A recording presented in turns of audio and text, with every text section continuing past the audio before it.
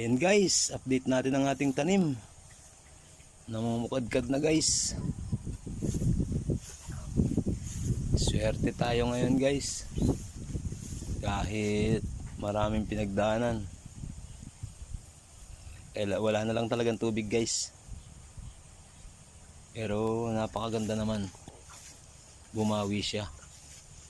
RC18 nga pala yan guys, ang variety niya.